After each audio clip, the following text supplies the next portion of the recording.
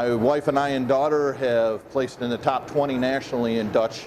I mean, we're not up there with the icons, but we've been in the top 20 the last 5 years in a row. So really excited how our progression of our herd has come. So when David asked me to just talk about that progression, I thought I would. So here's some of the things that we've done, and I kind of wrote them down so I wouldn't forget. First of all, find any kind of information that you can from anywhere. The Standard of Perfection, the national level, joining that club with their newsletters, ARBA joining their club with their magazine. You'll get lots of information. But one other thing is just find as much information you can about whatever herd you're in. If you're in Dutch, if you're in Polish, if you're in Rex, mini Rex.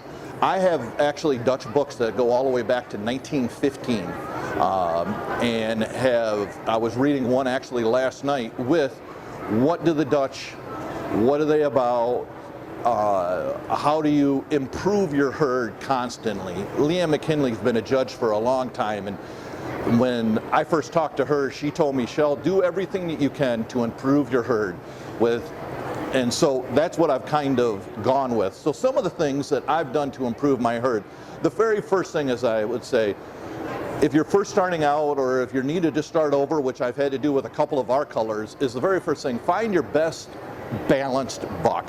One that you feel is completely balanced, and then run that. Stay with that, bring in your does, and to help you out, doesn't matter what kind of breed you're in, find that best balanced buck that could help you out. Then once you find that, then you can start your process. I'm going to tell you some of the things that I've learned, and I'll be honest with you, I didn't make any of these up. I got them all from just listening to people that have been around a long time. I think the old saying, there's nothing new under the sun, and that's kind of what this is too. The very first thing is plenty of water. Give your rabbits water, and it's the old saying that I heard off of another judge was, if you won't drink the water, don't give it to your rabbits. So if you're giving your rabbits water that has poop or hay or anything like that, we have 60 holes. I turn 60 holes per day of all of the waters, dumping them out no matter what. I'm dumping that water so these rabbits have fresh water all the time. It will not only help their coat, but help their digestive system. The next thing is we give Timothy twice a week, and it scrubs their intestinal lines, okay?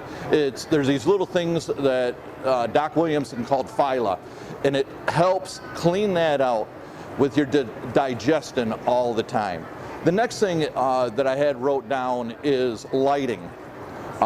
We put all of our lighting on a timer, went onto Amazon for like 20 bucks. There's an app for it, put a little tiny box in there. All of my lighting is on timers. I also have a power vent, which is on the bottom because that's where the ammonia is at.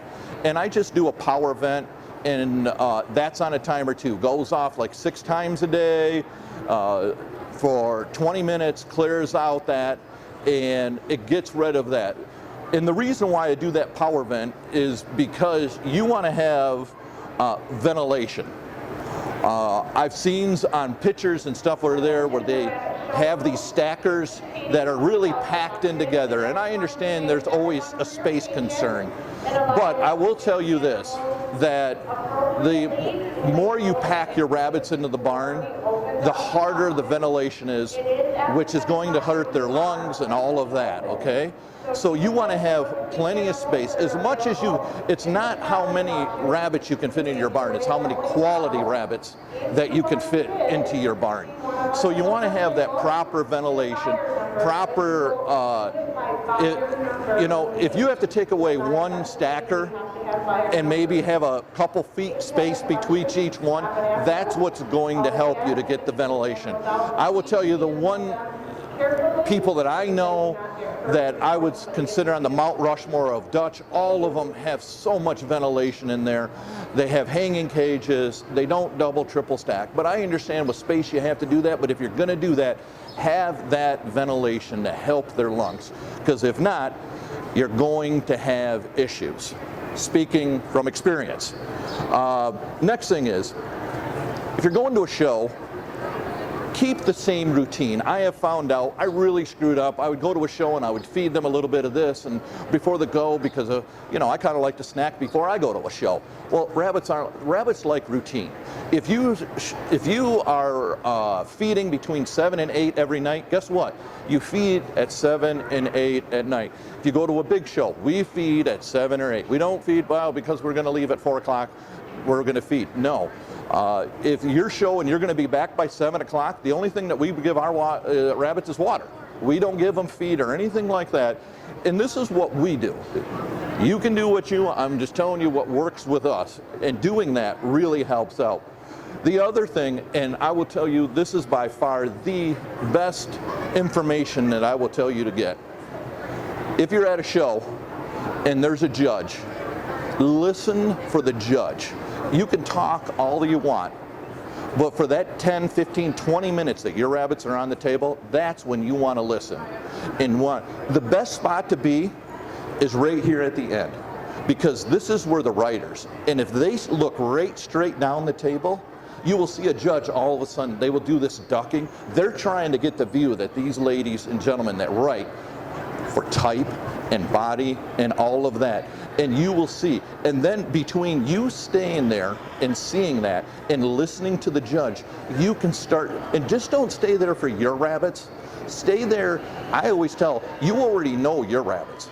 Stay for the best of breed, stay for the opposite, stay for the best in show, and you can see what those people are getting. When they might say, yours is hollow in the loin, okay, or something of that nature. And you can see that on the rabbit.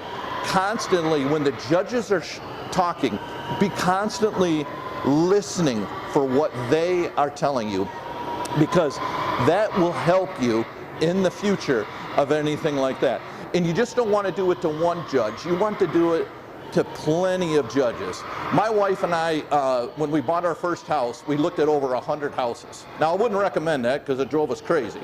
But I will tell you this, the reason why I knew the right house is because I had looked at that many houses to find the one that we're still living in 25 years later. It's the same thing with rabbits. I start to know that. The other thing is, talk to the people that have been showing a long time. Okay? Now, you might not sit down and take them out to eat or have a cup of coffee with them or something like that. But even at our national goals, I'll go up to people that have been showing for 30, 40, 50, 60 years and just say, hey, what's one thing you would do if you had to do it all over again? What would you do? And that's the kind of stuff that you want to be able to lessen that time. It's taken me 5 years to learn, and I know there's people out there that they have forgot more than I know.